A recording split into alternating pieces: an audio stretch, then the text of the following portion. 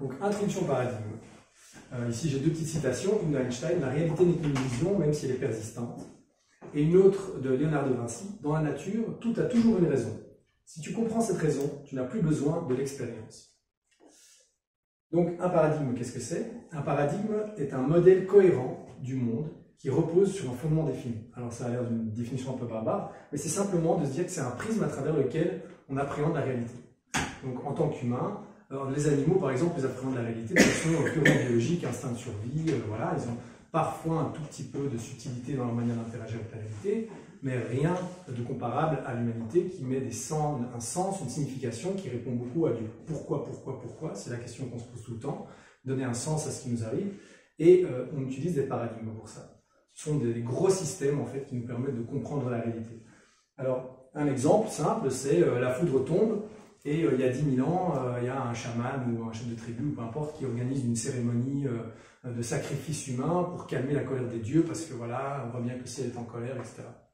Et puis 10 000 ans plus tard, on installe un paratonnerre, et puis voilà, c'est bon, on n'avait pas besoin de tuer quelqu'un. Et ce qui nous permet de faire ce genre de choses, puisque fondamentalement la réalité elle n'a pas changé, hein, c'est un éclair, mais du point de vue de l'humain et des idées qu'il superpose, du paradigme qu'il habite, qu'il superpose par rapport sur la réalité comme filtre, ça change tout, puisque c'est les paradigmes qui dictent comment on va réagir face à la réalité extérieure, lui donner un sens.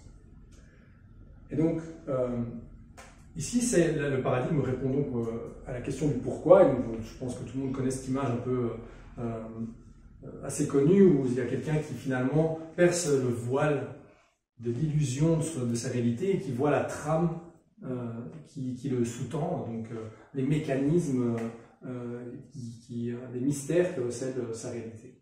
Donc c'est un peu ça l'effet d'un nouveau paradigme, c'est un peu ça, c'est comme si on découvrait quelque chose de fondamental sur l'univers, on comprend comment ça fonctionne et ça donne cet aspect un peu, on est émerveillé et fasciné par le pouvoir d'un paradigme.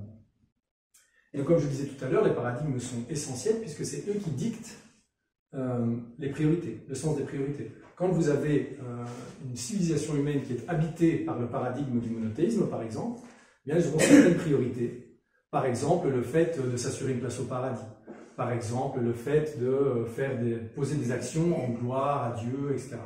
Et donc, c'est les paradigmes qui habitent les humains déterminent leur sens de priorité et donc peuvent aussi coordonner les efforts pour transformer la réalité à l'image de ce paradigme.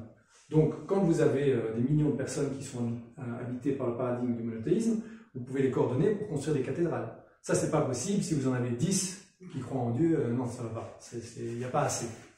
De même, vous changez de paradigme. Pour construire un accélérateur de particules, il faut aussi des millions et des millions de personnes qui sont habitées par le paradigme de la science, du matérialisme, pour coordonner les efforts, pour pouvoir transformer la réalité et convertir dans la matière certaines idées, certaines manières de voir le monde.